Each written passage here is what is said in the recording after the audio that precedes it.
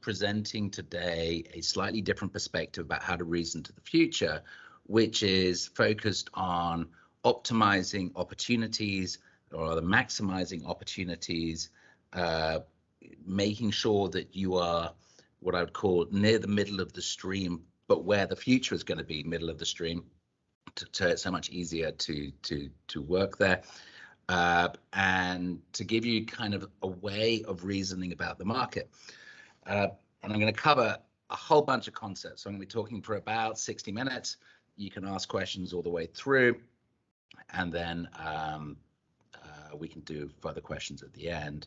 And I'm going to be covering, like I said, a lot of topics.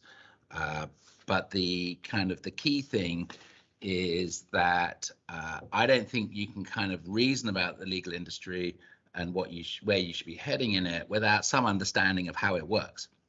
And so I'm going to start with a kind of a crash course in how the legal industry has changed over the course of my career, the last 25 odd years, and what that tells us for how to think about what you might want to do in the future. So let me just share my screen. All right, hopefully that's showing. Okay, so how to beat the robots. Well, the starting point is Wayne Gretzky. You probably won't have heard of Wayne Gretzky, because Wayne Gretzky was a famous ice hockey player. He was so famous he like dominated the sport, but for some reason ice hockey is not particularly popular in South Africa. And Wayne so dominated the sport that it was embarrassing for a long time, and people couldn't understand he was so good. And this was his famous quote, right? Not to where it's been, but goes to where the puck, that's the ball, if you will, is going to be. And so you need to be thinking about the fact, my first point, that many of you are going to live to 100, right? I think it can be hard to think of it this way in a country which has the highest Gini coefficient in the world and so many challenges. But we are kind of entering an age of abundance where life spans are going to go up significantly. And the upshot of that is you're likely to be working for quite a long time, right? And if you're going to be working for quite a long time, then all the conversations that have been going on in the legal industry around change, which have all taken far longer than those of us troublemakers out there who've been pushing for it have, expected. It's taken a lot longer than we'd hoped for, expected, but it doesn't mean it isn't going to happen. And it's pretty much guaranteed, if my hypothesis is right, to happen in the course of your careers, right? So therefore, things that may have worked in the past, which traditionally was go make partnership, make lots of money, retire at 55, right? That was the great game. May no longer hold true, or at least may not be as available to so many people, and may also, if you choose that path, and only that path, because you can always switch in life, you may be stuck in a suboptimal situation, right? Because my argument fundamentally is that the legal industry is changing. It has changed to some extent. It's going to change a lot more, and you need to be aware of that. All right, so that's Wayne. So let's do the 30-second crash course in the history of the legal industry, and then I'm going to dig into some of these topics. And the starting point is that in the beginning was a lawyer, right? Most legal practice is carried out to this day by sole practitioners, right? Lawyers working on their own. I'm going to show you some stats of that. Some of these lawyers started to get together into law firms, and then you had big law, right? So big law, and I'm going to show you the stats later, are big law firms, which have, hundreds of lawyers in them, if not thousands, and have extraordinary wealth-creating capabilities for their partnership. What you also started to see over the course of my career is the rise of in-house lawyers. So in-house lawyers are lawyers working typically in companies, helping in government and so on as well, helping those companies navigate what's going on in the legal industry, and fundamentally is a labor arbitrage play because big law got so expensive. So what companies figured out was that they're paying a fortune in the billable hour every, to get external lawyers. They could probably reduce the cost of that advice by at least 50% by hiring a lawyer directly. So if you had enough work, it was worth creating your own legal department. And this is what happened with the rise of the in-house lawyers. And the in-house lawyers got big as well. And then you got a whole lot of new players coming along, the ALSPs, the alternative legal service providers. New law would probably cover Radiant Law, and I'll talk a little bit about that later. But you also had in there a rise of new kind of specialist law firms, they're called the boutiques. You had LPOs, legal process outsourcing companies, who are not law firms, but provide typically offshore support to other companies, so law firms and clients, typically in the West. And you have body shops, which are the most famous of which is Axiom. I'm not sure if they operate here, but basically companies you can go to rent a lawyer for, say, 3, 6, 9, 12 months. So if you've got a maternity leave, parental leave gap, or someone's moved on and you need to fill the gap, you'll go to a body shop, as I call them, and they will kind of rent you a lawyer by the month. All right, so that's the kind of the alternative providers. And then you had a whole bunch of skills that suddenly people started talking about being relevant. So Lean Six Sigma, project management, knowledge management, so on. And then you had the tech come in. And so not only do we have things that are fairly boring, like e-signatures or document automation, you can ask me questions about that and so on, workflows, basically how to make a process, automate a process, but we've got the legendary topic of AI, and I'm going to talk a bit more about that in a moment. So that basically is what's going on. And the problem, of course, if you're coming through this and you've been taught at a kind of a reasonably academic institution like University of Cape Town, I imagine most of these topics here aren't discussed on a day-to-day basis, but they're going to be very relevant to you as you start to enter the legal industry. And so what we're trying to do here is give you a crash course on how to think about it. All right. So let's drill into a few of these themes and give you some kind of way of reasoning about them. And we might as well start with the law firms, because that's where I imagine many of you think you will end up. And the big change that's been going on over my career has been the rise of globalization of firms, right? You saw it before. It went from law firm to big law, right? And it's got big. This is the size of the international legal market, roughly. It's one number I found, which is big. It's not nearly as big as, for example, the car industry or the oil industry, but the legal industry is pretty big, which means that a lot of people on the outside are kind of interested in getting in on it. And it is dominated now by generally what used to be globalized UK law firms, and now it's US law firms. The vast majority of wealth in the legal industry is being created in American law firms. And when you say kind of which are the largest firms, there are kind of a few ways of reasoning about that, which is worth thinking about. This is the list of the largest firms in the world by headcount. Right, there is one firm, Dentons, with almost 11,000 lawyers. Right, Dentons is that big because it bought a Chinese law firm. You'll see the second largest firm is Chinese. Then you've got Baker & McKenzie, which is an American firm, which is famously runs as what's called a verein. A verein means that it's the big four accountancy firms do this as well. It means that a law firm in each country is effectively a completely separate economic unit. There is some shared resources, but they're fundamentally sharing a brand and a kind of a co-marketing arrangement. But the firms there, you've got the largest one by number is Norton Rose Fulbright. Arguably that's now, it's CMS, isn't it? Norton Rose Fulbright, interestingly, is in South Africa. They bought Denise Rates. That was where I trained as a young lawyer. and would be described in the UK market as a second-tier UK law firm. But you can see here that nowhere in sight is a South African law firm, although a number of these are in South Africa, right? So this is ranking by number of lawyers, and the top one is 11,000. Another way of doing it is ranking by revenue. This is how much money you generate as a firm. The largest in the world is Kirkland & Ellis, a US firm. The second largest is Latham & Watkins. Latham & Watkins is another old firm I used to work at.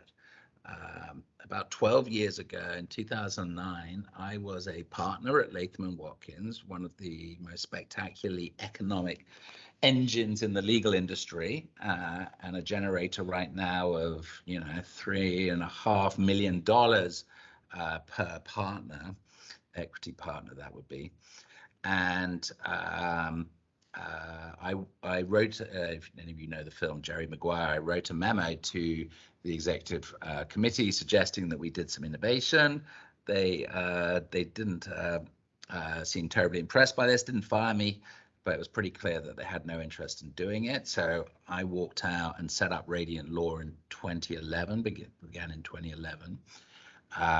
Which is specializing in contracts like I used to do at Latham & Watkins. And since that time of Latham & Watkins ignoring my memo on innovation, they have more than doubled in revenue, and I think increased by at least 50% in profitability. In other words, they were absolutely right to ignore, I would argue, what I said. So you need to take everything I say with a pinch of salt on this one. The question, I think, is what's the future going to be like, not what the past is like. But anyway, as you're analyzing the market, you basically three ways of looking at it. One is what's the biggest firm by number of lawyers? What's the biggest firm by revenue? And the other is biggest firm by profitability. And the most profitable firms in the world are all US and the Wachtels and so on. These are what's called the white shoe New York firms, and the markets where these firms operate will be New York, London, Hong Kong, Tokyo, and that may be it. And some of them will be just in New York, right? Like Wachtel, I believe, is just in New York.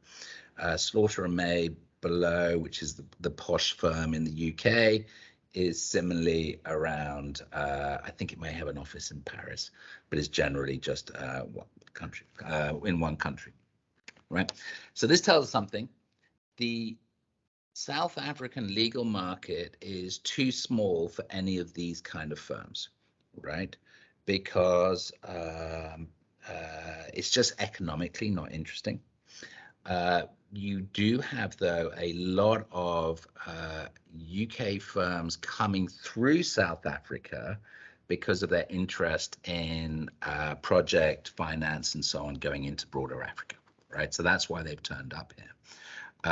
But you kind of need to be aware that there is this other markets going out in the world, typically in the Europe and the UK, which are insanely rich, and people are making insane amount of money doing traditional lawyering, which I would suggest is why traditional lawyering has been so sticky.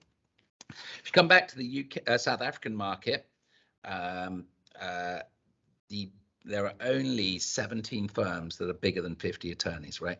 You can see that the market is dominated by sole practitioners, generally don't make very much money.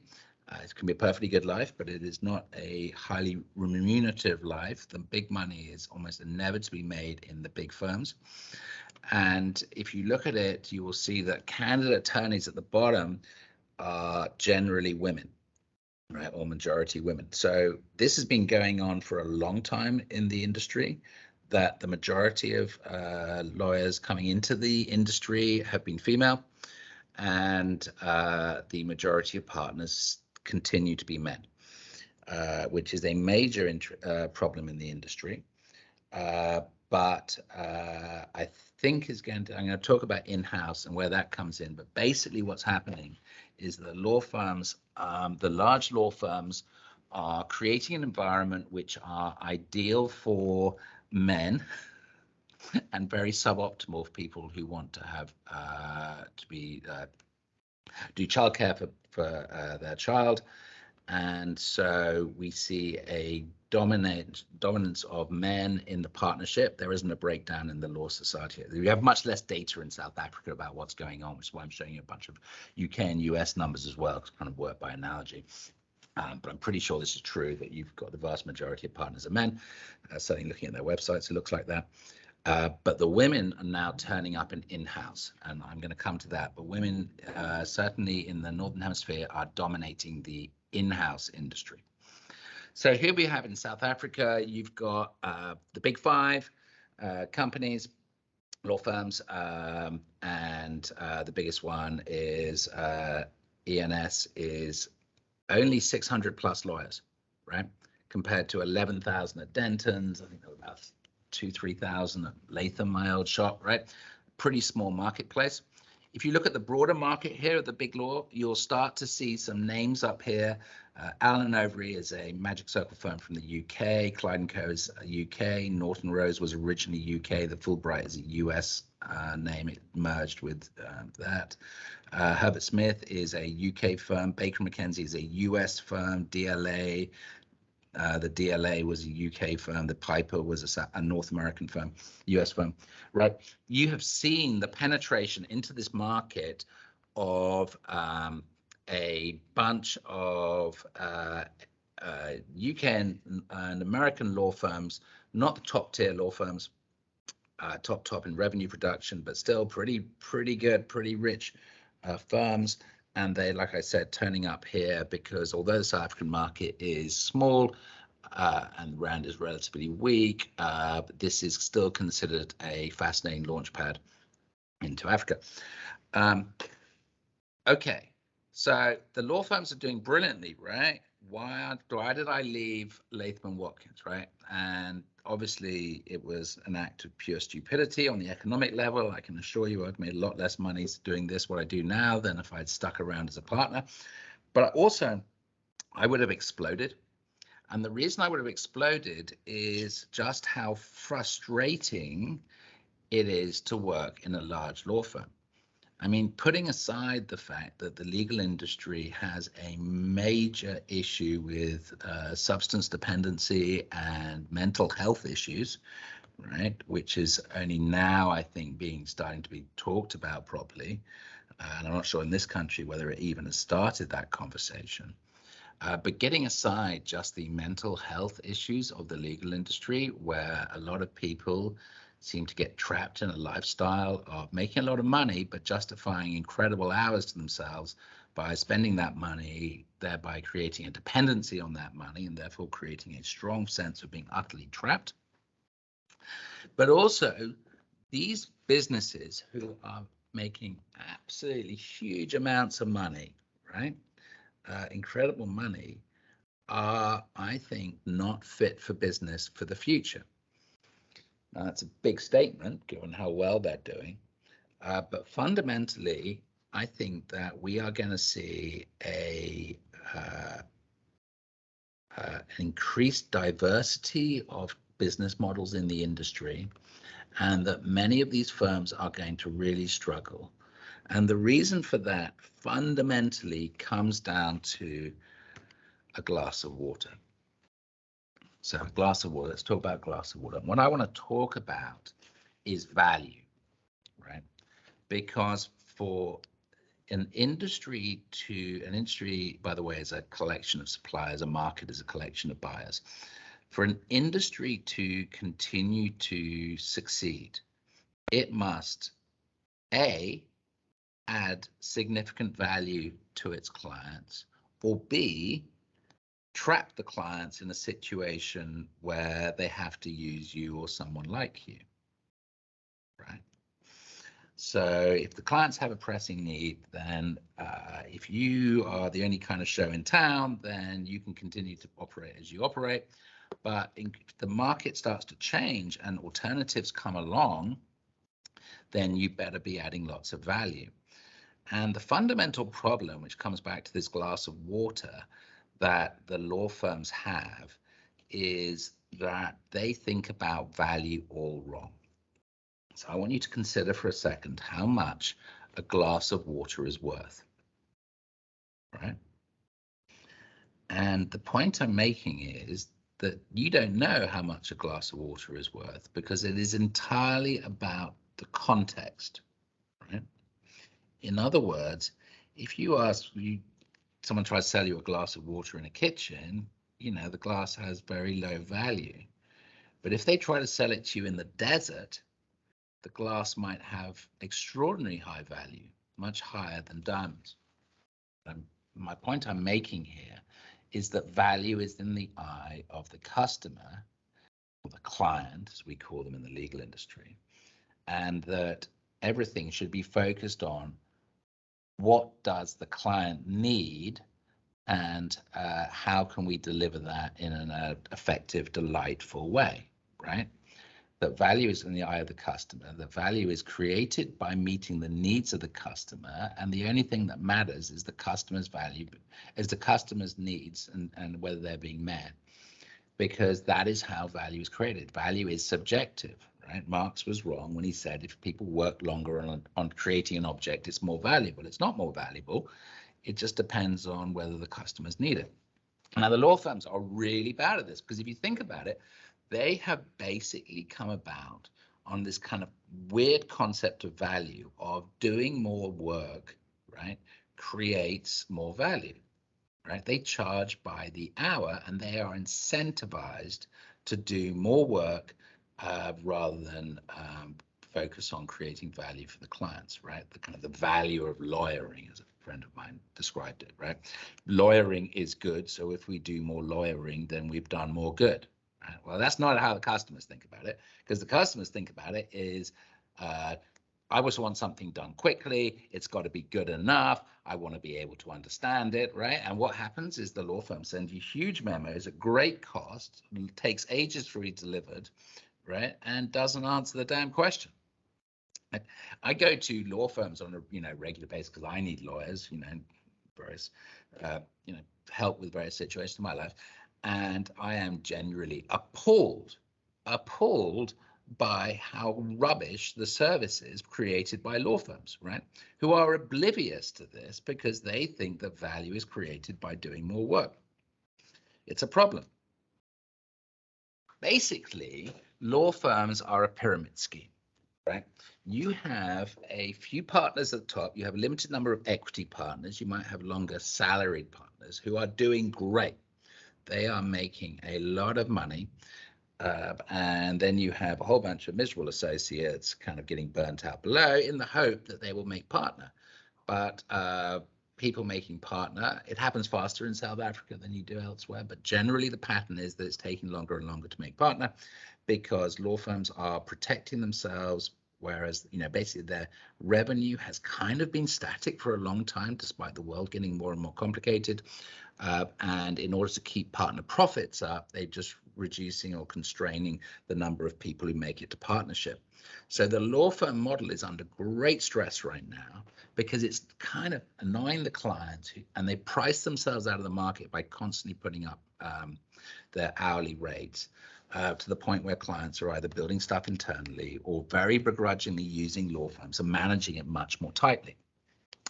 So on the left of this, you've got these three things, which are the basic dynamics for how a partnership makes money. You have three levers. You have your charge out rate, that's the amount you charge per hour, the number of billable hours. So you got to sweat your associates and trainees and so on to do enough to do work hard and charge more hours, and then leverages the ratio between the partners and the number of associates, right? And the problem with this whole model, right, is first of all, its incentives are all broken, right? Which means that no one in a law firm is ever incentivized to actually get smarter about how work is done, right? To actually figure out a way of doing it which uses less time. Because think of this, if you are an associate at a partnership, and you have an hourly billing target for the year, right? Or like you got to clock up, I don't know, whatever hours are. And back in my day, as a partner at Latham & Watkins, my chargeable target was 1,900 billable hours a year. So before I even ran a team, one work and all the rest of it, I was expected to bill 40 hours a week, 48, apart from holidays, right? In South Africa, people generally work a lot less hard than American law firms, but still, you've got a high demand for associates. And so if that associate is going to be incentivized and get a bonus for doing X number of hours in the year, what is the likelihood that they will spend their time not billing work, but actually figuring out how to make their work easier, to reduce the time and deliver a better quality outcome to the client, where they will lose their bonus that year because they haven't hit their hours, but also put their bonus at risk next year because they will be able to bill less hours, right? And the answer is that associate's not going to do it, not going to do it. And that is why there's been basically no innovation in law firms for basically since ever. The second problem law firms have is decision making, right? They are run typically as a partnership, which means that A, the firm leadership is elected by the other partners, and B, that means that firm leadership is dependent on the continuing support of the other partners. That makes it extremely hard to change direction on the partnership, and it means that most power rests in the hands of the more senior partners who did the best under the old way of working. Right? This is basically a recipe, A, to prevent any innovation, and B, to prevent the partnership system itself from changing, right? The partners with the most power won't give up that power. Why would they? And so law firms run as partnerships are fundamentally unable to make big decisions, and certainly in terms of innovation concept. And then finally, partnerships are tax suboptimal for making investments. You get partnership is effectively tax transparent. That means the partners get taxed on profit, whether or not that profit is taken out of the company, which means that there's very low incentive to actually invest significant savings into the future ahead. One observer of the legal market described it as like the locust coming through at the end of every year as the partners pull all the money out of the firm. And so there's very little investment in the future, right? So they'll set up new offices and they'll do that kind of investment. They might, kind of poach another lawyer from another place. There's a whole musical chairs going on across the industry, partners moving around. But fundamentally, law firms are noted for completely failing to innovate. And they are failing to innovate because their structure, their incentives, their tax position, all say it's just not worth it. And by the way, I've shown you the numbers, right? You can make extraordinary amounts of money, as a partner, and your horizon is probably relatively short. So why bother about changing? All right. Two more pictures I want to show you. One on the left is from the UK. It's showing basically the regression analysis. That's basically fit a line to some dots of what you earn in US and UK law firms versus number of hours you do. I want you to be aware that if you go to the firm that pays more money, you will be working harder, right? If you look along the bottom, that starts at a 9-hour working day, goes up to a 12-hour working day. Like I said, South Africa, I think lawyers probably don't work as hard as in some of these insane situations, right? But still, this is kind of what the international market looks like, whereas the lowest one here is still kind of around the 9-hour mark. The amount of money you can earn as a lawyer is pretty extraordinary. This is slightly out of date. They've jumped again. But in the US market, you've got a newly qualified lawyer earning about $180,000 a year. It's insane. The other picture on the right is the famous bimodal distribution curve that Bill Henderson, who's a fabulous professor in the US, I highly recommend you read his blog, Legal Evolution is called, basically showed that you have a massive discrepancy in how young lawyers are paid.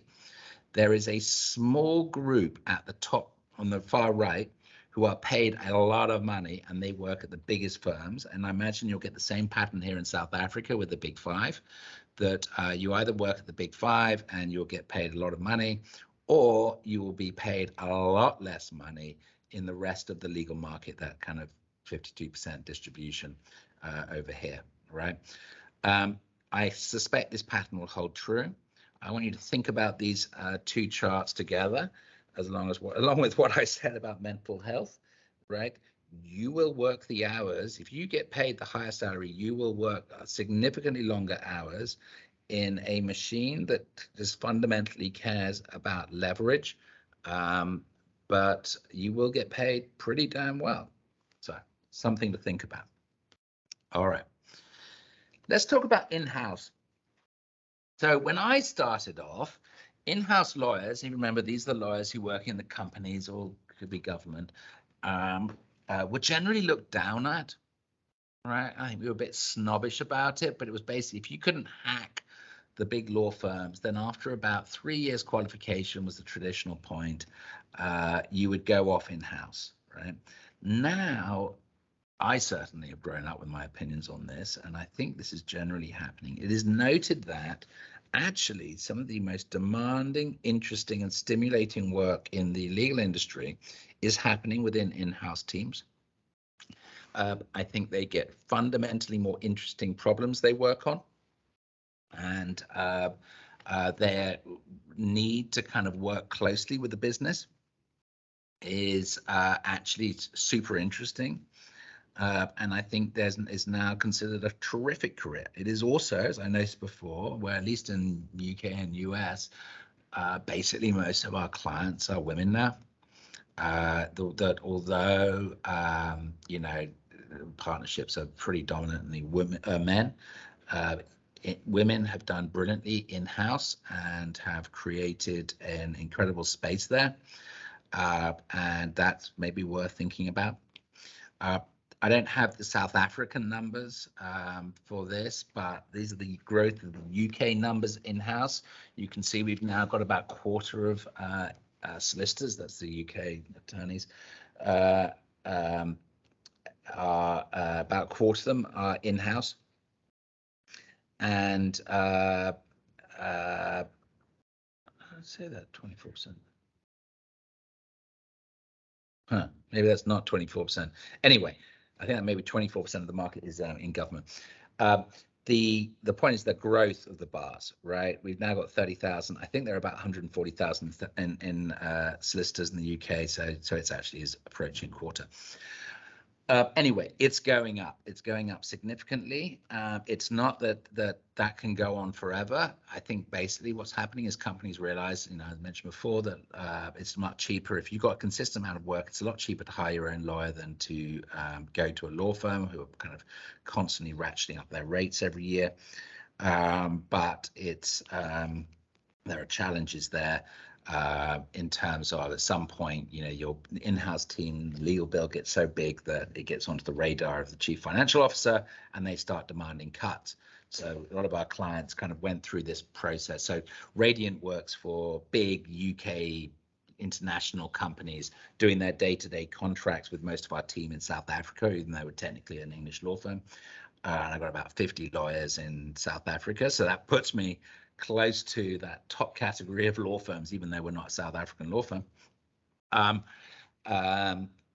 We work for companies like HSBC doing all their procurement contracts and London Stock Exchange doing all their sales contracts and so on. And people come to us because they grew their legal team to a certain point. They brought all these contracts in-house because the law firms have basically priced themselves out of the marketplace, but they themselves started to reach headcount freezes and so on. So it makes sense to give the kind of the lower level contracts to Radiant. We do deals up to about £5 million. So that's what, 100 million rand. So kind of relatively small deals. But you know, I used to do £1 billion deals, right? So kind of put this in context. But the you know, for those deals, it's better to give it to someone like Radiant to work on, and then the in-house teams work on the bigger, more complex deals, right? So I think there's an incredible opportunity to think about being in-house. Typically, you, by the way, you would start at a law firm, and after about 3 to 5 years qualification, you go in-house. They typically don't train their own. There are some counterexamples, but they would do that. And I think it's interesting to think about. This picture is slightly out of date. I think it's like a couple of years old when I last gave this kind of a talk like this. Denton's I had in there. There you go. 3 years ago, it was 8.5. I think it was, like we said, it was almost 11 now. But if you look at the kind of the ratios, HSBC, Barclays, and GSK are some of the largest in-house teams. So they've got pretty big, right? HSBC's got about 1,000 lawyers, but significantly smaller than, for example, Linklaters, which is one of the Magic Circle. Denton's a large firm. And then on the right, two interesting entities will come back to Axiom and PwC. PwC is one of the big four accounting firms, PwC, KPMG, EY, and Deloitte, all of whom have got into the legal market now and are breaking into the legal market. So they're kind of basically little old Radiant's competing with the big four. And Axiom is the body shop I talked about, the company that will rent you bodies by, the month. All right, so in-house team is interesting, but they're really struggling. And this is like kind of where the cracks are starting to show in the legal industry, right? This kind of relentless march of law firms getting bigger and bigger and becoming big law. And what's going to stop that? Well, this is kind of what we're seeing is the pattern, right? Businesses generally are under stress, right? They are lasting less time. If you look at the kind of the average life cycle of a company, it's much shorter now than it's ever been in history. It's generally getting shorter over time. The largest companies in the world have all generally started in the last 20 years.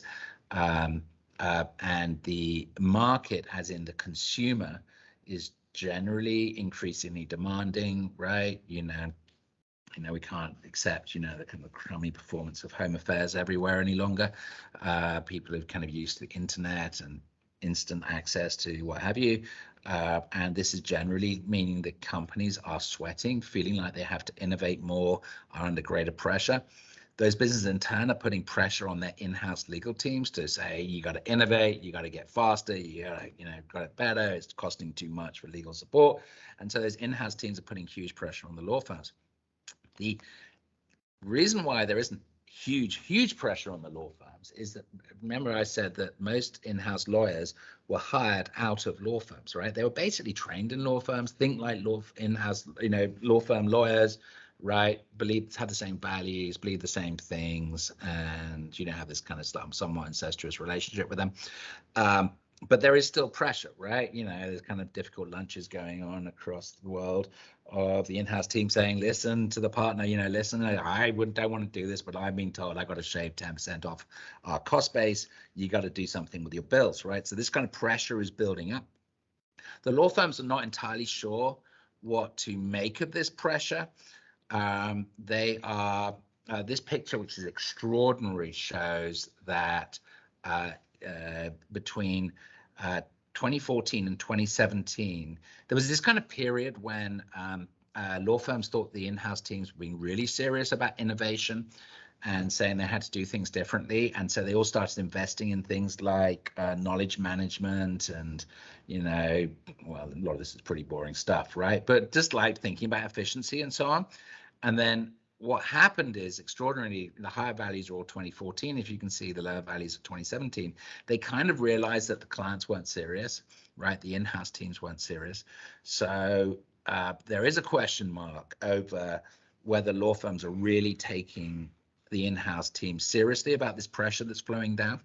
But then let me show you another chart from a recent study. It's the Orbital study, where the law firms were asked, what trends are permanent, right? There you've got 95% saying they're going to have to be more competitive, more efficient, fewer support staff, right? Because why not just fire the secretaries, poor things?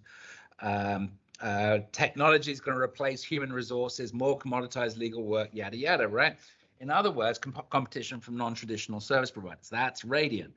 So the law firms are kind of, because they're slow and they're all structured not to really be able to innovate for the reasons I explained earlier, but they're also this kind of growing fear that they're going to have to do things differently, but they don't know how to do it.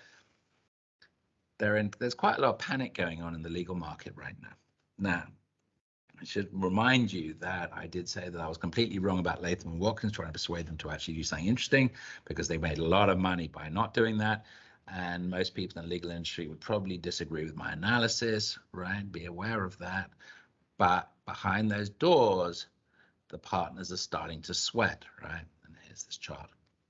So let's talk about ALSPs, because ALSPs are kind of, where the pressure is partly coming from. That stands for Alternative Legal Service Providers. That is, for example, Radiant. And I think that market is probably best explained with this brilliant chart by my good friend Bill Henderson, who I, again, Legal Evolution blog, go and read it, did this brilliant diagram, what's going on.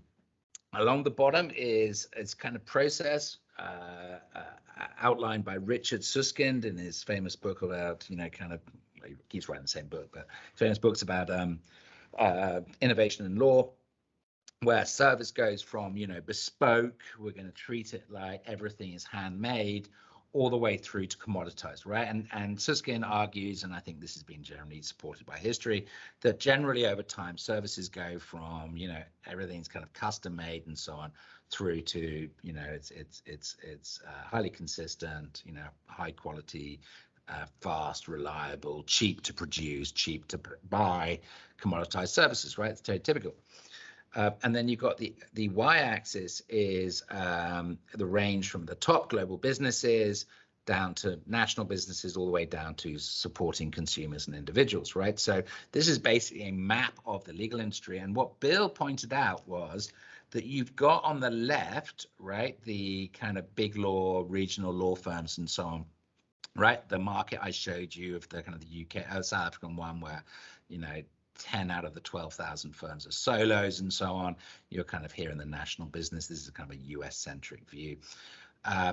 But there is this other world that is emerging, which is basically saying, no, we're not going to treat every service as to be completely started again from scratch, and we're going to make it up as we go, and we'll just charge as many hours as it takes and so on.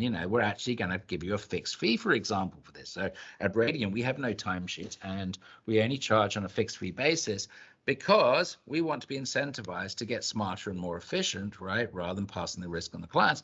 And so by setting up those incentives, we've got to the point where we're now the fastest law firm at contracts on the planet. I mean, I'm serious, right? The average time it takes for an in-house team to turn a contract round, that means either draft it in the first place or deal with a markup from the other side, is 30.5 days. The top quartile in-house teams are running at about 11 days. And at Radiant, we turn 85% of contracts in half a day. Right? We are literally the fastest on the planet, right? And we do that because we got our incentives right. So we're kind of up here, new law.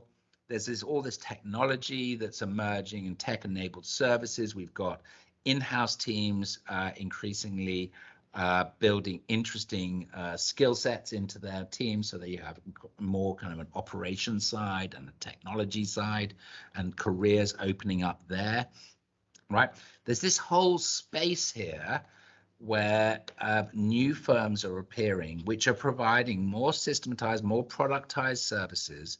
And we are, as a group, we are faster, better, and cheaper. Now, we're not the perfect places to go if you want to do the super duper bet the company, hardest amount of deals, yada, yada stuff.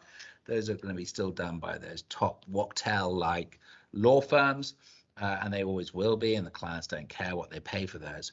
But let me give you another number, right? When you're on a number of polls of general counsel, that's the head of in-house teams, what percentage of their spend is bet the company work, where you can use any old law firm, no one cares? The numbers consistently have come back is between 3 and 7% of revenue. That means that between 93 and 97% of the revenue, the spend of companies on legal is not, quotes, bet the company, and will be increasingly directed towards the most cost-effective, best value, which is meeting the business's needs, not just doing lawyering, people. And the ALSPs have turned up, right? These new kinds of providers. Now, just because they've turned up doesn't mean it's fast to be adopted.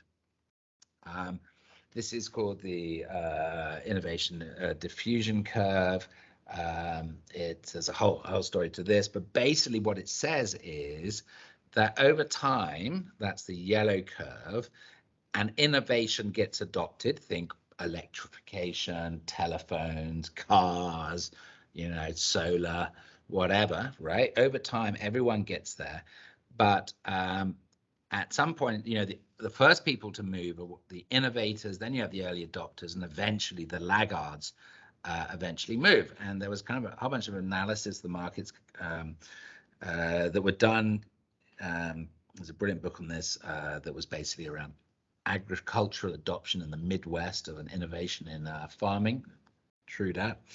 But basically, these proportions, like 2.5% are crazy lunatics like Alex Hamilton, but are, you know, these groups are kind of, you kind of know how humanity will distribute itself in terms of that openness to new ideas and creating new things, but that eventually even the laggards just give up and give in, right? And so the argument that the people like me who are arguing that law not only needs to but will change is that, yes, we are seeing relatively low numbers right now of ALSPs and what have you, but we're in the early adopters, early majority stage, just crossing into the early majority stage, crossing the chasm, in the words of one brilliant book in the US about Silicon Valley. But it will happen over time, right? And again, I remind you that many of you will live to 100 and you are going to have long careers. And so if you think that the traditional model is going to last all the way through for the next, you know, potentially what, 40 years, 50 years of your life, right? Because retirement ages will go up. You're going to bet on the traditional way of doing things, then just be aware that already, right, radiance and so on in this world exist, right? And we are already faster than any other law firm. William Gibson, the great science fiction writer and coiner of the phrase cyberspace, you know, said the future is here, it's just not evenly distributed. We're already seeing the kind of what is possible to be done if, for example, you take process and technology and all of these things seriously, and don't just get stuck in an old partnership. Another model for this is called the Innovator's Dilemma. It's from the book, The Innovator's Dilemma. It's called Disruptive Innovation. Basically, the idea is that in a marketplace where a sophisticated suppliers are supporting sophisticated customers with sophisticated solutions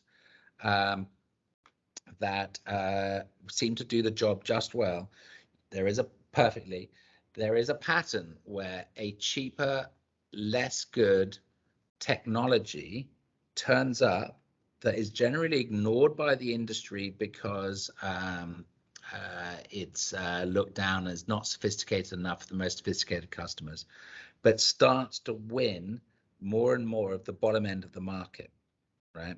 And over time, it becomes good enough, but also radically cheaper, where there is a flip in the market, and suddenly everyone moves from the old world to the new world, right? Now, I'm not sure how much this can be applied to legal, but I think it needs to be thought about that, you know, organizations like Radiant have turned up, been going for 11 years. We're now the fastest. And we are winning work off the most sophisticated clients. You know, our clients like HSBC and Deutsche Bank and Sky and London Stock Exchange and so on, right? And UPS and so on. We're winning serious work of serious companies. And we have radically reduced the cost by being here in South Africa, right? We're doing labor arbitrage. People don't even come into work here, right? Work from home, but it's not like a law firm, a traditional law firm. Our team, you know, is playing at the highest level in, you know, with companies from Tokyo through to Seattle, supporting deals around the world from South Africa, and now we're in Trinidad too. Radically cheaper for our clients, much better, much faster. Whole new solution, right? And we're not the only people doing this, right? If you look at Cape Town alone, Exgen was here a long time. In fact, Exgen was a supplier to Radiant until we opened our own center down here. Cognia opened up about the same time as Radiant did. Psych has just turned up. Psych does kind of, it's not a law firm. Radiant's the only law firm amongst these four, but we're not a South African law firm. Psych does a kind of advisory on legal tech. It helps clients implement legal technology, and they turned up. I think, kind of almost beginning of the year, and they've already hired 30 people in Cape Town, right? So these are becoming kind of significant employers down here, and they can be very different to traditional firms. Very different option for you. Radiant is a B Corp. That means we are a certified nice company. We plant trees for every contract we do. We give a lot of money away to charity, and so on. We run a very distributed kind of non-hierarchical structure here. It's very shocking for people to come here from traditional law firms to realize that you can have a very different environment. My point is, I think these opportunities for you will only increase, and they now exist, at least. All right, let's talk about legal tech. So legal tech's been this kind of huge topic. I've got a whole bunch of data that says basically that people talk about it more than actually do it. But Radiant, we do. We don't produce a single contract by hand at Radiant. We do it by document automation. Everything's automated here. But we kind of used a lot technology to work with the team. We're not a technology company. We're fundamentally a services company that's tech enabled. Anyway, I guess the starting point to discuss this technology is Mark Andreessen. Mark Andreessen basically was key core to inventing the web. He was the chief technology officer at Netscape, which was the first company, the first browser back in the day, and now is a very successful venture capitalist. Anyway, he famously said in 2011 in a brilliant Street Journal article that software is eating the world, right? And we kind of see this in the sense that you look at your phone and how it's just kind of eaten up all the functionality of, what your parents would have had as lots of different devices, right? Yada, yada, right? But software is kind of spreading everywhere, we're automating everywhere. But the kind of question you need to ask yourself is, how do you reason about this, right? So there's kind of two kind of models here. Right. One is kind of what on the right, what's called the Watson model, which is, we're going to be replaced by technology. AI is going to replace us all. And then on the left, you've got a kind of a different model, which is, think about it, which is how do we, I'm waiting for time. Okay. Maybe that we have the kind of what I would call the bionic lawyer, which is it's all still very much about the human, but you're going to be supported by technology, right? And so in the words of one book, the kind of question then becomes, which of these visions is actually likely to be true? But also, one thing you don't want to do is be competing against the lady on the left doing it by hand, right? You kind of got to be able to what we call run with the machine, in the words, name of one book about this, which is to be able to actually use technology, right? So if you're kind of actively hostile to using technology in your day-to-day work, you don't even know how to use Word or Excel or what have you, right? It could be a very dark place in the future of the legal industry for you. So as we start to reason about, well, is the world going to be overtaken by AI, right? Which there was a lot of talk about it. I want to show you one particular example in my area of kind of contracts, which is what we can do with what AI can actually do, right? So this is a clause. I don't know how many contracts you guys have seen in life at this point. It's called an assignment clause. It basically governs whether or not a company can assign its rights to another company. And it's kind of a question of what can actually technology do with this piece of language, right? And the first thing is it can analyze it and relate to each other's, right? It can build an analysis of the sentence structure. It can start to pull out what's called entities, which means it can say, okay, I think this thing is a company, this thing is an address, this thing is a price. You can build expert systems, right, which is starting to kind of build in kind of into computers knowledge around, do you actually want to be able to assign? Do you need to be able to assign? Is it okay to let the other parties assign, right? So you can start to capture knowledge in structured ways. You can translate it into a different country. You can see that I last gave this talk in the UK, translated into Welsh, and the laws in England are called England and Welsh laws. But you can translate it with Google Translate into any language pretty much these days. You can classify it, right? So you can build a model which says that model which recognizes if I see this kind of words, then it's probably an assignment clause. And that's quite useful to build that model, right? It turns up in the world of contracting a couple of ways. One is to go through a whole bunch of contracts. You're doing a review of them to see, is there a clause in there which, you know, is relevant, you know, like a termination of change control and a mergers and acquisition deal. Or it could also be useful. You can get computers to scan a contract from the other side and look for clauses it wants to see and look for clauses that it doesn't want to see, and kind of flash up some warnings. So you can kind of do a first level of review with it, right?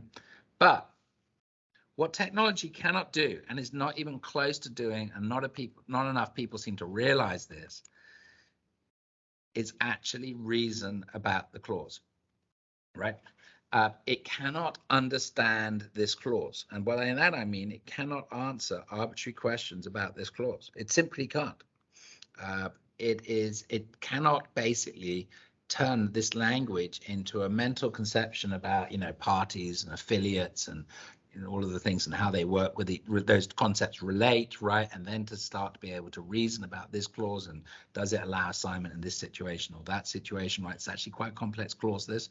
And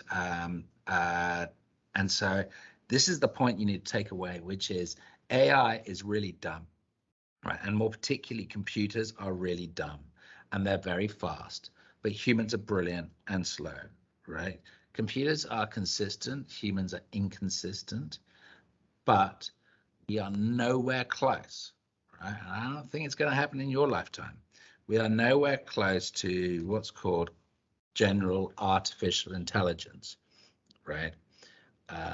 We are nowhere close to that. We can have much better tools for determining whether a picture contains a cat in it. And as a big fan of cat pictures on the internet, I think this is a wonderful progress for mankind, humankind.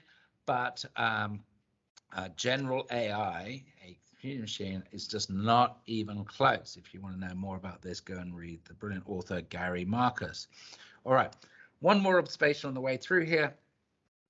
This is Gary Kasparov. You may know that Gary Kasparov is not only the world champion at computers, but interestingly, the first person to be beaten by a world champion, grandmaster, to be beaten by a computer. He played Big Blue, the IBM computer when, I think when I was a teenager, and lost. And this was a very shocking experience for him. And Gary Kasparov, interestingly, is an interesting guy, went off and started a type of chess called centaur chess. And what centaur chess means is you have, rather than a human playing a computer, right? And computers now just dominate chess. A human and a computer plays another human and a computer, right? This actually becomes very interesting, right? So you start to see how well do computers and humans operate together, right? And the fascinating thing in this brilliant, I think it was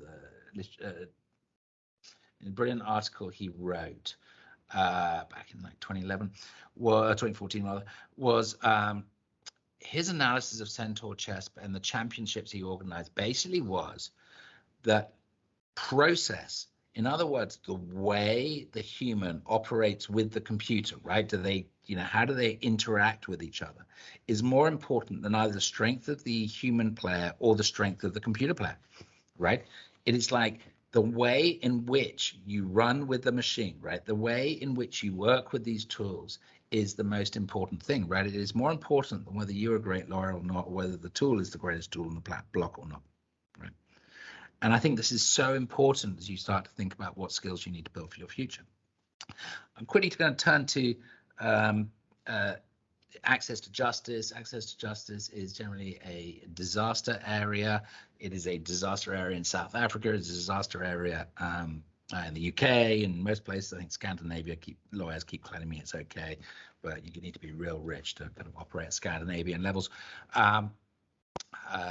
Basically, it's a disaster everywhere. And the fundamental issue is that there is a massive unmet demand out there for support and all sorts of topics that run up against kind of legal implications.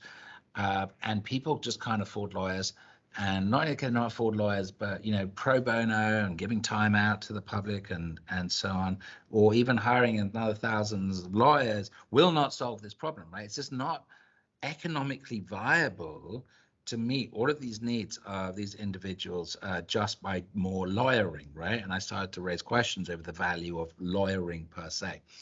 So as we think about kind of legal tech and so on, I think you need to be thinking about how you can use legal tech, learn about tech, not run away from tech, not consider tech to be so terrifying that you freeze, right? But also to think about, and I'm going to give you an example about how technology can radically improve the way legal services are delivered. I'd also note that the most interesting stuff in if you want to understand what the future is going to be, kind of look at the edges of the low end of markets, right? That is where the disruptive innovations come from. That's where change comes from. And the access justice market is fascinating to watch if you want to kind of a sense of where the future is going to be, because it's desperate, right? The people in this area are so desperate that they will do anything, and because they're willing to do anything, they will therefore truly innovate, right? Necessity is mother of innovation, and so on. And this company, which I think is the most interesting company in the legal industry, and it's not a law firm, is called Do Not Pay. And Do Not Pay started by Josh Browder, interesting guy. His dad is Bill Browder, by the way, if you know your sanctions and so on stuff situation. Anyway, Josh Browder set up this thing and basically started off with an automated way of making appeals about parking tickets. They went to cash refunds. A few years ago, I was giving this talk, right, and I took a snapshot of this page, and I decided last night to go back and see how it's doing, right? So Do Not Pay started with two ways of helping people solve kind of legal-ish issues, right? Appealing parking tickets, but no lawyers in sight, right? It was all automated, all online. So I went back last night to look at the site. This is what the site looks like now, 3 years later. These are how many different things they offer. That's 1, 2, 3, 4 pages, right, of different supporting features going from 2, 3 years ago, right, to try to solve consumer access problems, fundamentally US based, right? No reason why it can't be done in Cape Town, right? So another way to think about technology is this allows scalability, which is going to be incredibly important as we try to tackle access to justice and like important stuff in our industry, heaven forbid. This is another example in the US. This is Upsolve. They help you go bankrupt in a good way, right? To basically declare bankruptcy if you're sinking under debt. This is just to just for a second, just to make you aware of the time. Just to say, you probably have about. I am 5 minutes out. We good? Okay, all good, all good.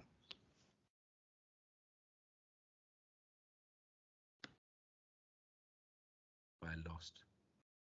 Are you okay? You're back. I thought you'd frozen for a second. I think I did. I've got about 5 more minutes to go. We good? Okay, all good. I was actually just going to say you have about 10, but yeah, right. Feel free. Okay, cheers. All right, let's do it. So this is another example helping tenants in New York. So I want to think about this, right, with this picture, probably the most important picture I'm going to show you, which is I told you that, and this came from a book called Meta Skills. I told you that computers are fast and dumb and humans are slow but smart, right? And you need to think about how work changes over time, right? This curve on the left, where there are some areas which require huge amounts of creativity and so on. And then over time, that kind of area typically gets tamed, made more standardizable. That's kind of what Radiant's doing, right? And so the work becomes more robotic-like. And as it becomes more robotic-like, it becomes more automatable, right? This means that you need to be hanging out the skills on the right, be kind of focusing in your career on things that computers are really bad at. Now, at Radiant, right, we spend a lot of time trying to make work more standardized, but we're weird about it because every one of the team is part of improving how the work is done. So the creative work at Radiant is fundamentally constantly reinventing, involving all the team, how we do deals and how we create value for clients, right? We're working on what is called the wicked problems, which are problems that are far harder to solve and complex and so on, than the kind problems, which are simple and mechanical and more automatable, right? And so my key point to you is that you need to be in your career chasing the more complex, more creative more interesting work, right? Otherwise, you'll put yourself in a situation where your work is going to be automatable, right? You need to constantly keep pushing up to the left on that curve, right? And by the way, if just because you haven't tamed the work and made it automate doesn't mean someone down the road can't do it. And if they've done it, they're going to put you out of work.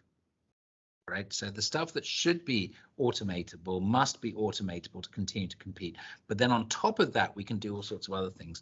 And the kind of skills there on this hand on the right are the ones you should be thinking about, right? You should be focusing on skills involving people with empathy and intuition, systems thinking, much more broader problem solving kind of skills, applied imagination and design, right? And autodidactism. Autodidactism, I'm going to give you the clue this time, means teaching yourself, right? The ability to go and learn new skills. Another way of looking at this is the T-shaped lawyer, right? The T model came out of the IBM, right? Which basically says that in order to get a seat at the table doing the most interesting work, you need to have a deep set of skills, right? In a narrow area, right? This is kind of your entry ticket. But you also, to add value, need to be adding all sorts of additional skills across, right? Thinking that you can just be a lawyer and that's going to be enough is not sufficient, right? What kind of additional skills do you want to learn? I mean, here's just some examples, right? These are kind of things that we teach at Radiant. I want you to be kind of thinking about what other areas can you be learning about, so that you can add, history. There's like so many here, right? This is not a discrete list, where you can be adding all sorts of other skills to the table, right? Which will make you so much more valuable in solving customers' problems and clients' problems in the future, right? And so this is how you fundamentally bulletproof your career: is you get a ticket to the table, you learn how to work with technology, you learn how to do project management, you learn how to do all these other areas, right? And you focus absolutely on creating value for the customer, not just perpetuating a system designed to generate wealth for legal firm partners. I'd also suggest that you think about being a pie-shaped lawyer rather than a T-shaped lawyer. And what I mean is the ability to combine two different areas of expertise is one of the most fabulous ways of creating a monopoly in this world, right? You can, if you have like two different things you're passionate about and you can bring them together in a way that creates that intersection, can be incredibly powerful as a way of creating value for clients, right? And by creating value, you will ultimately do well. And then my final message to you is please read, right? There is so much knowledge out there about how the world works and so on. The idea that you can compete with someone who has read books like these and figure it all out for yourself is crazy. I asked a few years back on Twitter, which I recommend to you to hang out if you want to know where the troublemakers in law hang out, to all of our clients, to all my mates on Twitter, asked them what books they should read, right? And they just started giving me this list. I think I wrote this one, but then they added these ones and these ones and these ones and these blogs and so on, right? There is a huge, and I'll circulate these slides after this. There is a huge number of topics that you should be learning about. You should accept that it's okay to have that kind of top bar of the T. Some shallow knowledge about it and a wide span is just as important as the deep knowledge you're learning at UCT and you will do beyond. And an awareness of what's going on and an ability with the autodidactism to actually teach yourself rather than being a passive vassal that will just, eventually be filled with knowledge. Okay, so the final point.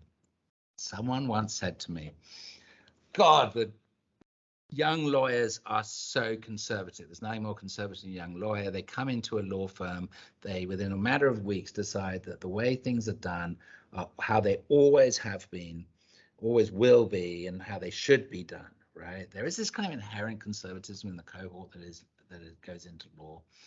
And we see this all the time, but what you actually find is that as you get a little bit older in it, like someone like me, you start to become more open And you can choose to be more open to the idea that just because the way the legal industry works now is the way it's going to work all the way in the future. And I recommend to you, I know I'm not going to get through to all of you, most of you will ignore this and just go off and be traditional lawyers and then get whacked.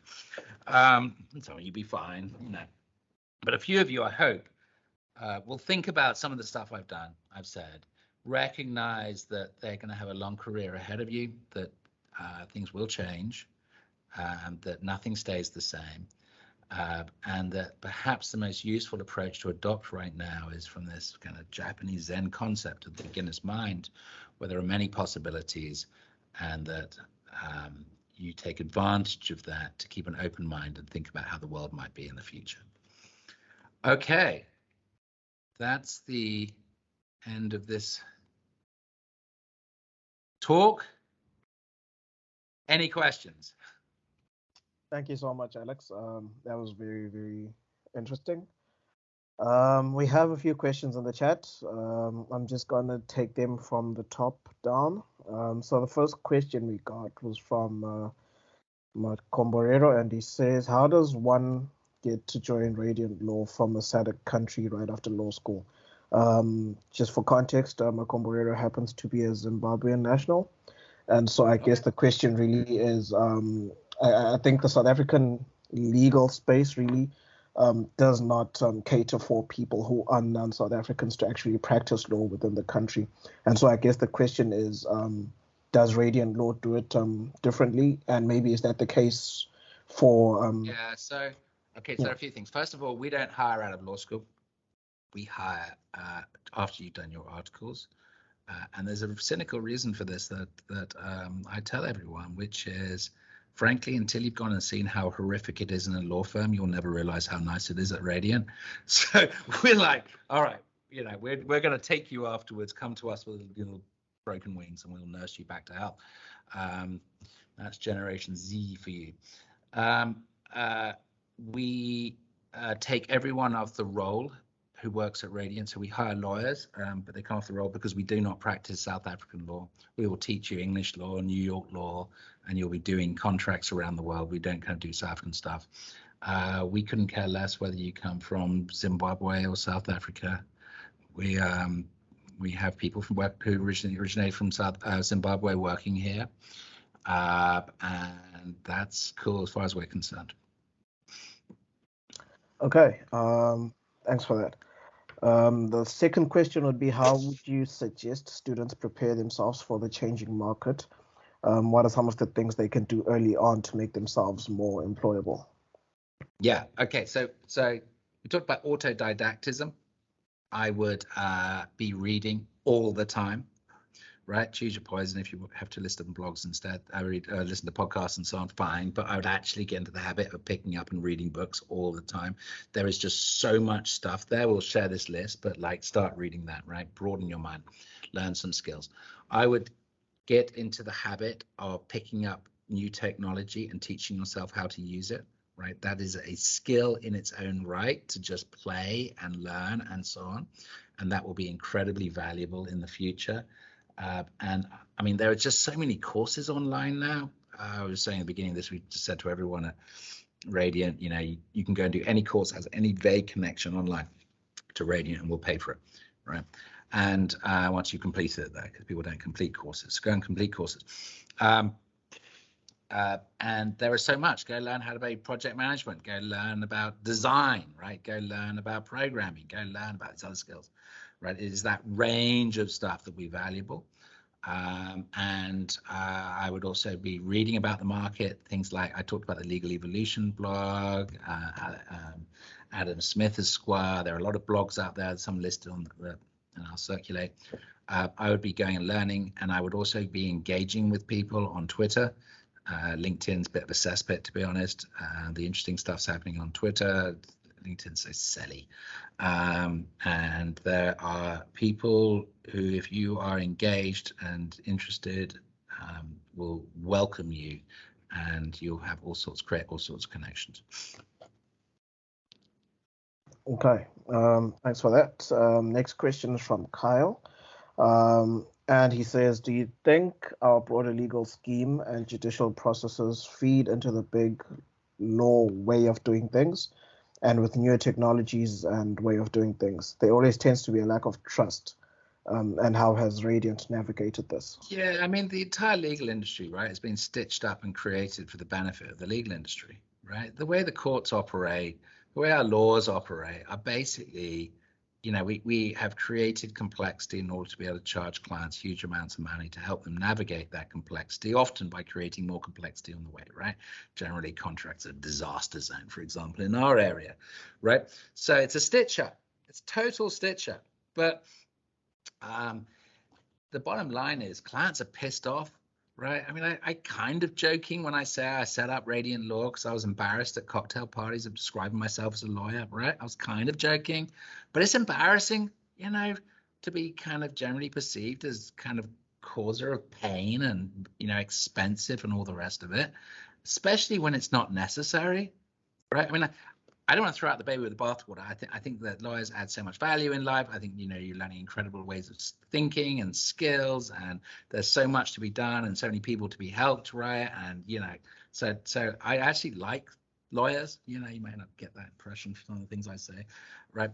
But I also think there's a lot of stuff we do which is shooting ourselves in the foot, or our clients more important, in the foot, right? Which is totally unnecessary. Right? The way we build, the way we interact, the way our high power distance talking down to our clients nonsense, right? That we have to beat out of all of our newbies when they turn up, right? But because that's what you get taught in the law firms, is just how to generally be an arsehole, right, to your client and talk down to them, which is not necessary, by the way. So I think that the lawyers add a lot of value.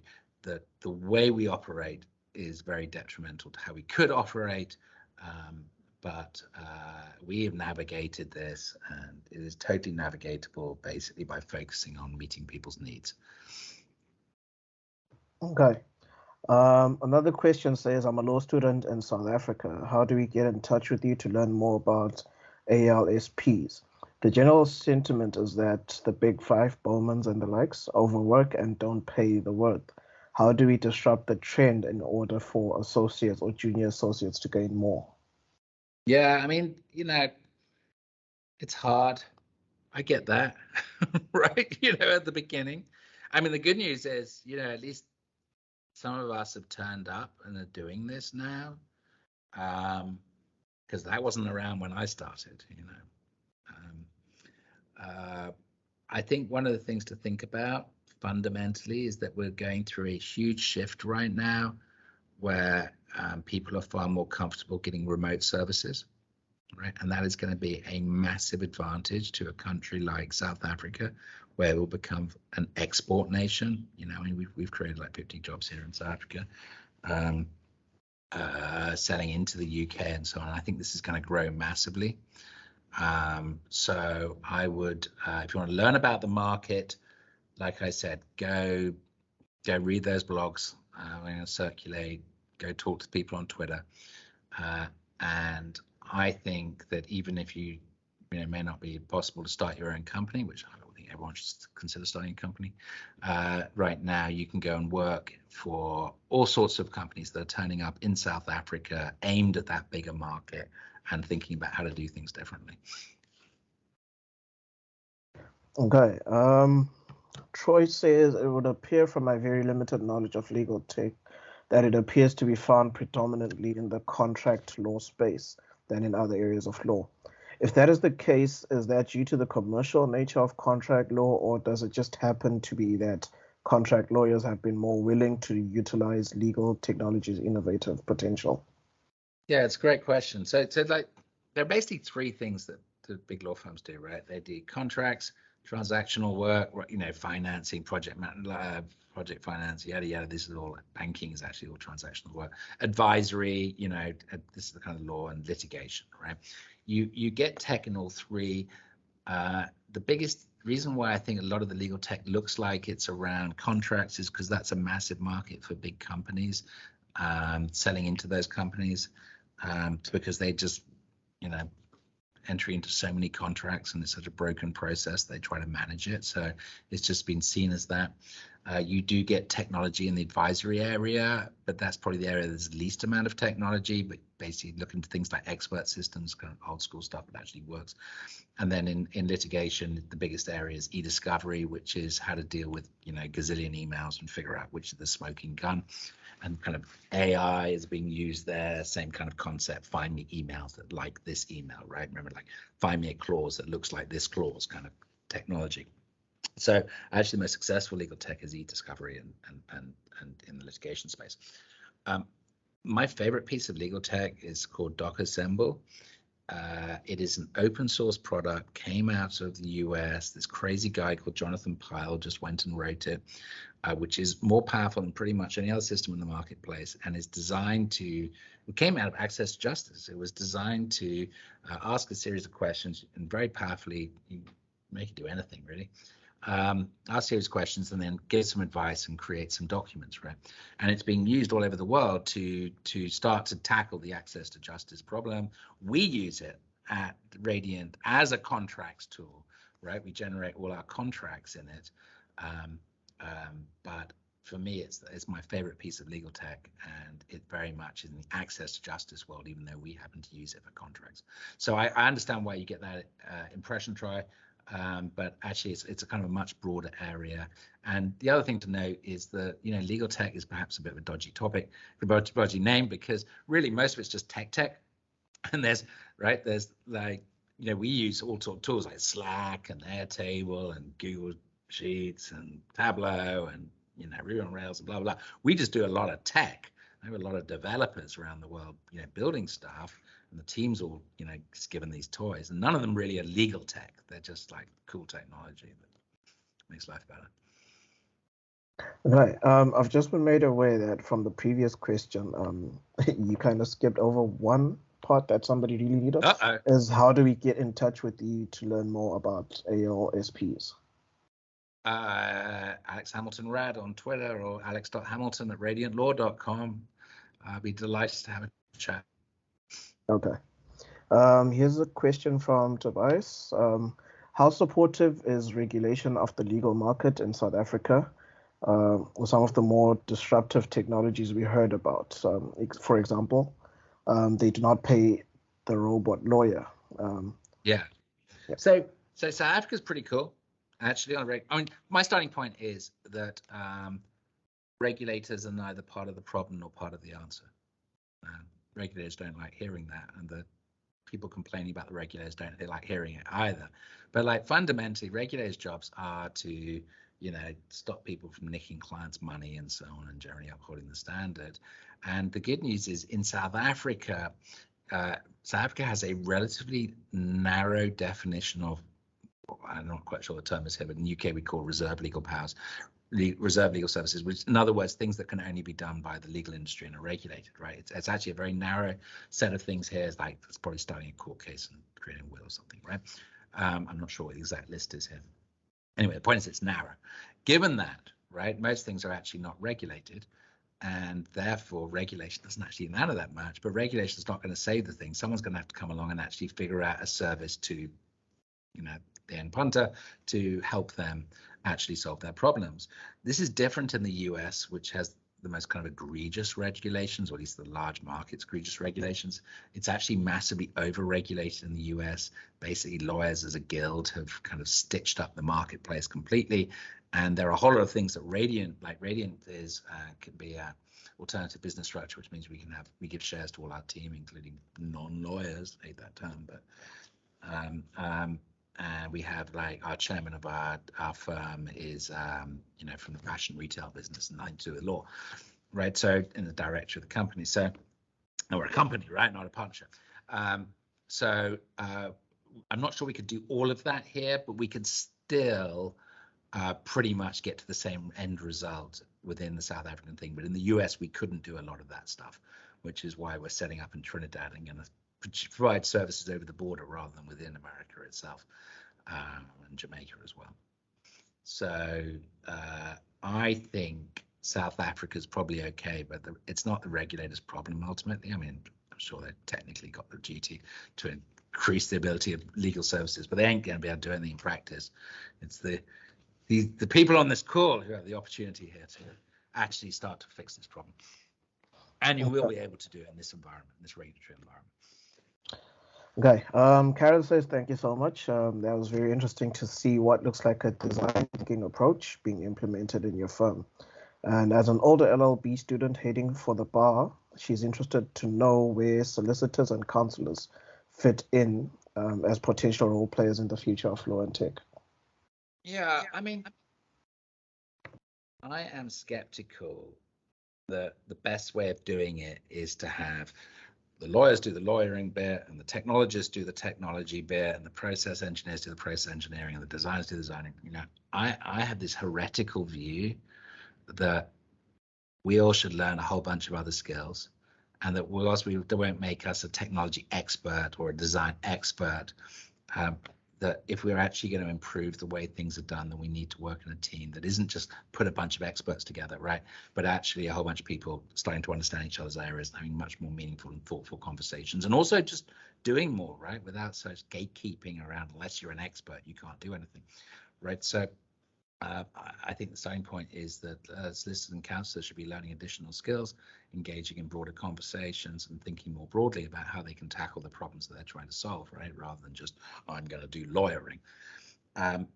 You see this in how we work at Radiant. Everyone is in part of improving things, rather than we have the change experts who go and fix things and the lawyers just do lawyering, right? Which does happen in a lot of places. So like I said, it's a heretical view. I think you will find, though, that in things like the access to justice world and so on, knowledge will become much more scalable. And what I mean by that is, we'll figure out how to capture a whole bunch of, answer these 5 questions, and then we'll tell you the right answer in this narrow area. Like you saw on the Do Not Pay site, that's growing all the time and expanding other areas. And so, we'll be taking the deep expertise of a lawyer, right? But maybe just one lawyer, and turning that into a scalable thing where that lawyer doesn't have to keep giving advice on the same point again. Right? I can see how this is challenging to people in terms of, my God, what happens to my future? But like I said, you got to keep chasing the wicked problems. You got to keep chasing the creative stuff and so on. That's how you protect against robotization, because someone's going to do it down the road anyway, right? So it doesn't really matter what your opinion of it is, whether you think it's good or bad. It's still going to happen, right? Is my point. So like, go chase the complex problems. Okay. I think those are all the questions that were included in the chat.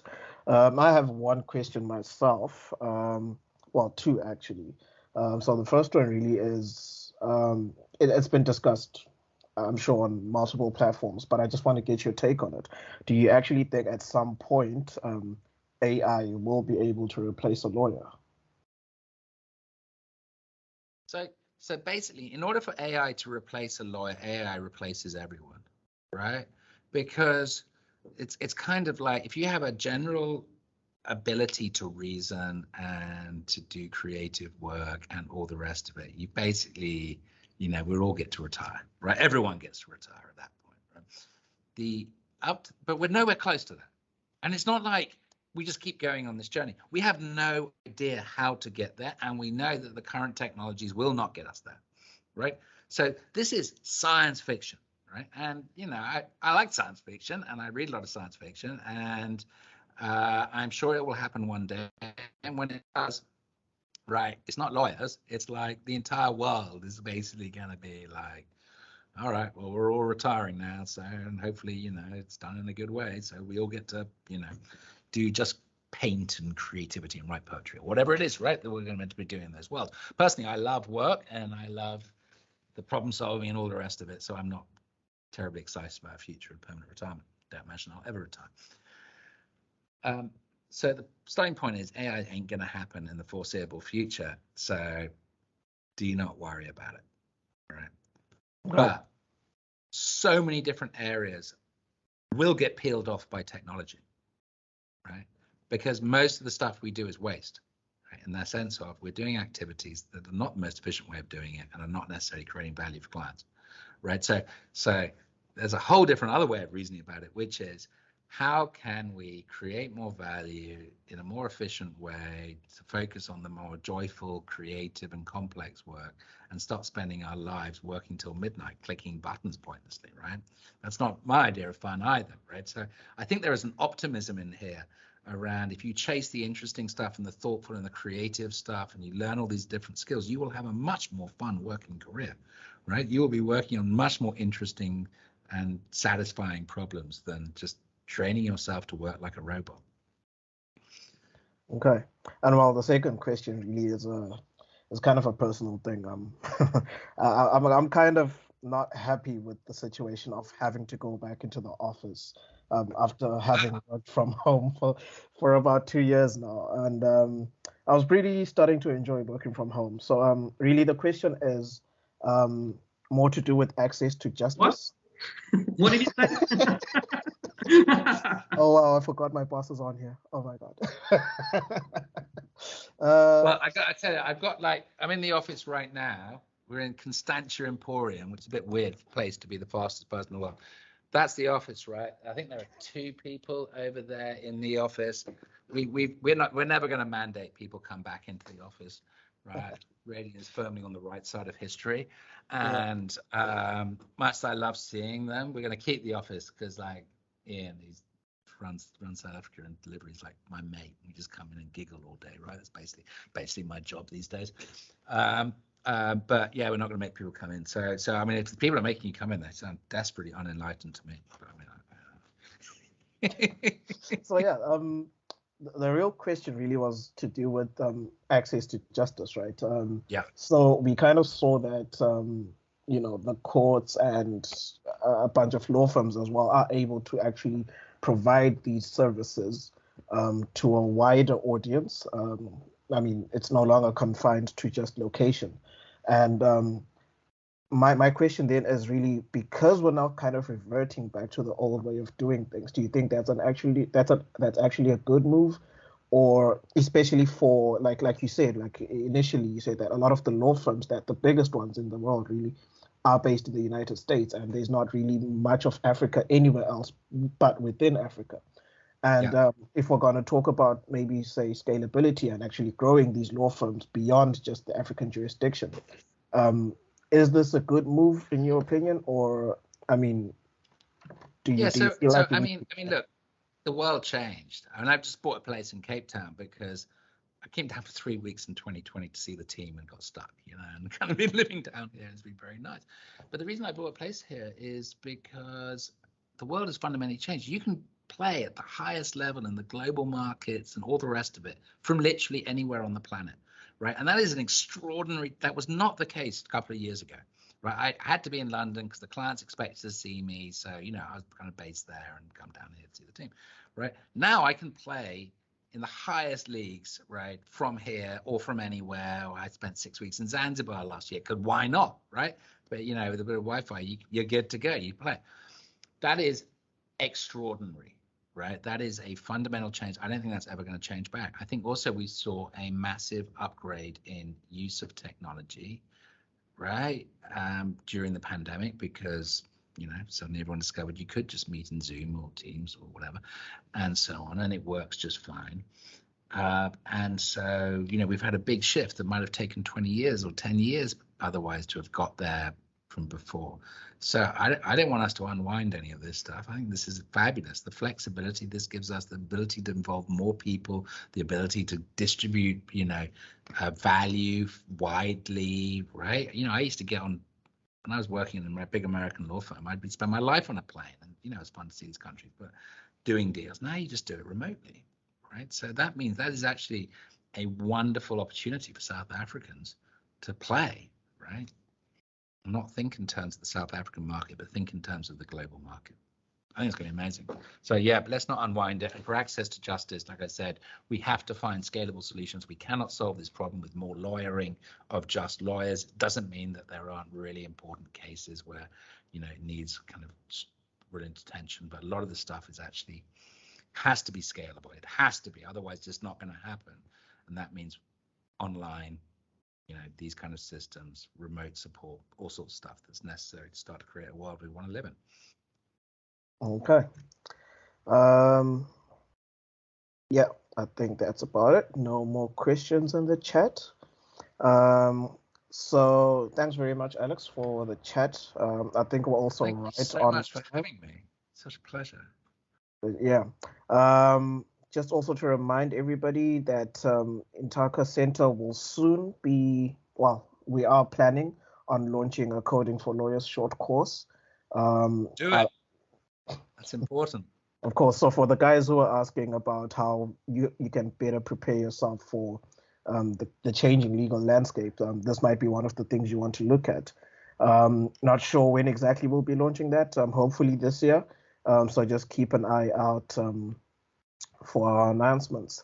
And also, please do remember to follow us on Twitter. Law Tech Lab is our handle. And also follow Radiant Law. I'm sure you guys are on social media, am I correct? For sure. I'm very gobby on social media, but you like only on Twitter. I'm polite on LinkedIn. That's why I said go to Twitter. It's where the fun stuff happens. Yeah. Okay, so thanks everybody for joining us. Thank you very much, Alex, once again for joining us. Hope to see you again. And everybody, thanks for joining us. Have a good morning and goodbye. Thanks all.